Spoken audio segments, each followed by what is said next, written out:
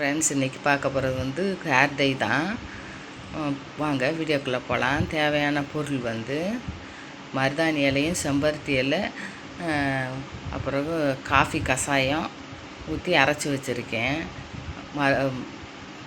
பாருங்கள், செம்பருத்தி இலை வந்து நம்ம முடியை நைஸ் பண்ணோம்.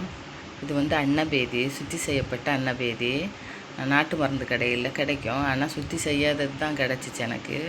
நானே வந்து இங்கே எலுமிச்சம்பழத்தை ஊற்றி சுத்தி பண்ணிக்கிட்டேன். அடுத்து கடுக்காய் பொடி போட போகிறேன். கடுக்காய் பொடி வந்து நல்லது நம்மளுக்கு. கடுக்காய் பொடியாக சாப்பிடுவாங்க, நல்லாயிருக்கும். இது வந்து கடுக்காய் பொடி. அடுத்து வந்து கரிசலாங்கண்ணி பவுட்ரு. பாருங்கள், கரிசலாங்கண்ணி பவுட்ரு. ஃபஸ்ட்டு நம்ம வந்து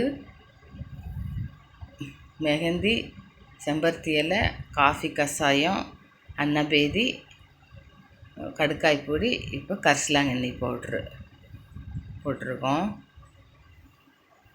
கரிசலாங்கண்ணி பவுடர் நான் கொஞ்சம் நிறையாவே செஞ்சுட்டேன். நான் நெக்ஸ்ட் வீக்கும் வச்சுக்கலான்னு சொல்லிவிட்டு.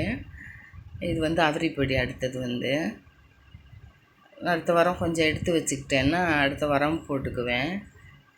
அதனால் கொஞ்சம் ஜாஸ்தியாகவே செஞ்சேன்.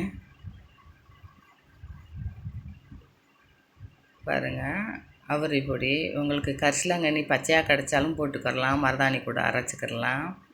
எனக்கு இங்கே மழை நல்லா கிடைக்கல, இல்லாட்டி கிடைக்கும். சுற்றல கிடைக்கல. நிறையா கிடைக்கும் போதில் நீங்கள் நனல் காய வச்சு பவுட்ரு பண்ணி வச்சுக்கலாம். பாருங்கள், கலந்து விடம்பத்துலேயே கருப்பாயிடுச்சு. வாங்க, 24 மணி நேரம் வைக்கணும் உள்ளே. பாருங்கள், மறுநாள் எடுத்து பார்க்கையில் கரையேன்னு ஆச்சு. ஓவர் நைட்டு வச்சதில் ஒரு நைட்டு ஃபுல்லு வச்சேன். பாருங்கள் எப்படி இருக்குன்னு. கருப்பாயிடுச்சு.